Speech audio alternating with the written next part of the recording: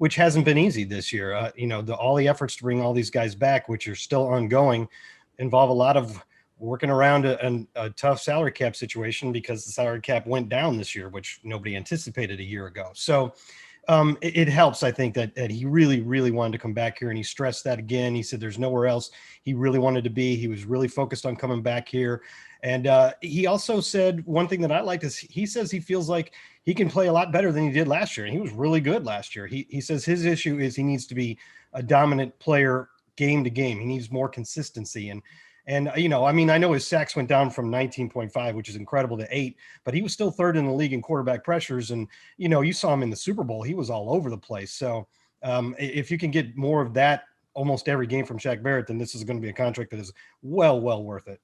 Absolutely. And also, since our last show, we had been able to talk about some rumors about Lavonte David, but he had not officially signed. So we hadn't gotten to really dive into that last week.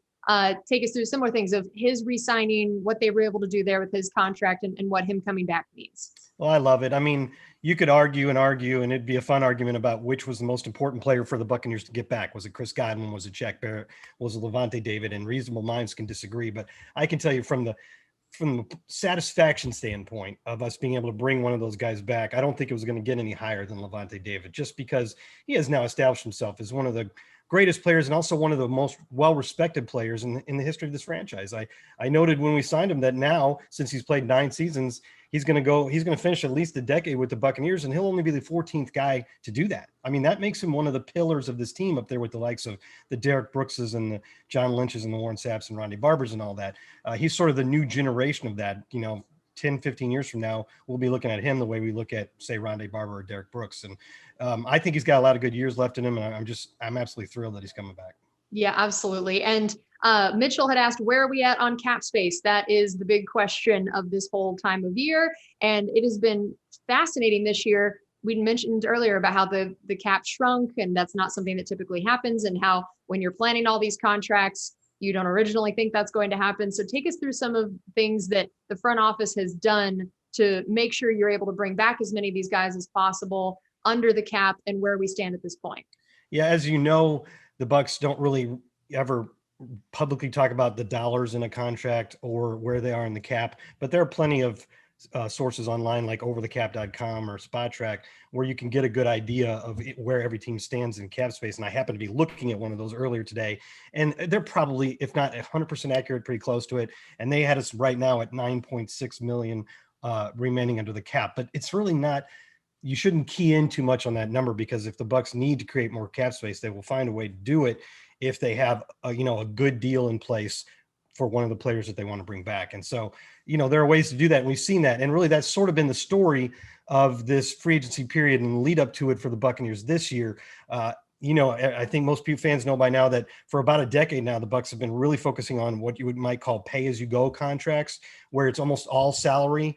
And so the cap hit is very uniform across the contract. And if you have gotten past the guaranteed money, it's easy to get out of it without hurting yourself in the cap. So it retains a lot of flexibility. But Jason Light said in February that you do that so that when you get to a point where you think you can win multiple championships, you can then get more creative with your contracts to try to keep the gang together. And Shaq was saying today that after he won his Super Bowl in Denver, that they weren't able to do that. They couldn't bring back some free agents. They had to cut some guys.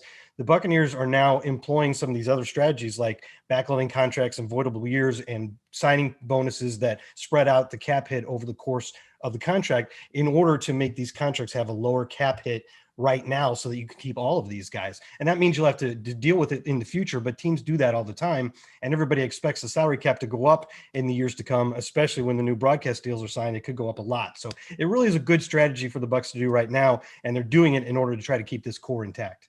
Okay. And Francisco asked, do you think we will get a quarterback in the draft? And if so, who would you go for? Well, here's what I would say about the Bucs and a quarterback, and it's kind of similar to what they said last year. I don't think the Buccaneers are going to go into this draft with the notion that we have to come out of this with a quarterback. I certainly don't think they're going to use their first round pick, which is, so late it probably wouldn't work anyway, to take what they think is the quarterback of the future after Tom Brady. I think it's a matter of opportunity. If the pick and the player line up well, third round, fourth round, fifth round, whatever, then they do it. And there's probably the fact that this team is so loaded and that we're getting a lot of these guys back actually helps with that, because as Jason Light said, if you go into that draft without really glaring needs anywhere on the depth chart, you can make some luxury picks, and maybe a luxury pick is a quarterback that you could try to develop over the next couple of years. But with Tom Brady signed at least through 2022, this guy, anybody that we bring in, isn't going to start for a couple of years. Yeah, which could always be nice, that developmental guide. And related to that, Charles had asked what you think about the QB situation overall, including guys like Gabbert and Griffin, if there was a quarterback in the draft, a potential free agent, any of those options of what you think this room could look like next year, and how similar will it look to how the room looked last year. I think that Bruce Arians would prefer, at this point where the Bucs are right now with Tom Brady and committed to him for at least 2 more seasons, what they would probably like to have right behind him is an experienced veteran like they've had with Blaine Gabbert. Blaine was hurt 2 years ago, but last year he was your main backup the entire season. Didn't end up needing him really. That he played the second half in Detroit because we were blowing them away. But I think that Bruce Arians has trust in him. He's played in his system, and he's won games as a starter for him. So to me, that would seem like plan A. Of course, he's an unrestricted free agent right now, so we'll see. But I tend to think even if you bring on a rookie, they're going to want a veteran behind Tom Brady, and then they're going to want to hope they never have to use him. Okay. And Richard said, what do you think is the higher draft priority, running back, D-line, or edge rush rotation? Well, it became less of a priority at edge rush now that we re-signed Shaq Barrett. But I think you always can add guys at that position just to get depth and to plan for the future. So I could still see us taking an edge guy at 32 if there's one we really like there. I don't think running back is necessarily a huge need.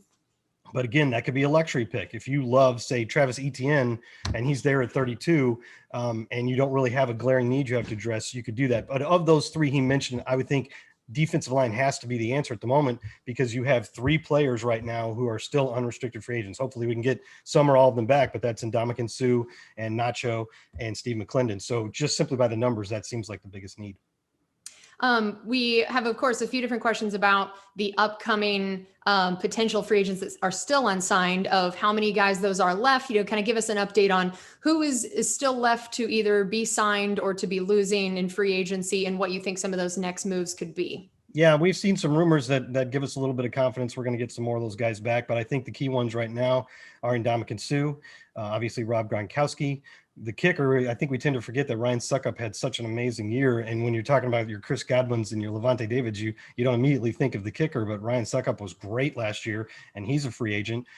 Antonio Brown, the defensive lineman that I mentioned, in addition to Ndamukong Suh, those, and then of course, like we were just talking about, both of our backup quarterbacks, Blaine Gabbert and Ryan Griffin. So there still could be a lot of work to do, and there still could be some significant losses, but I think we're off to a good start, and I've got some confidence we'll get a couple more guys back. All right. Well, that is going to do it for us on Buccaneers Insider Live, presented by Miller Lite. Thanks as always for those amazing questions, and we'll see you next week.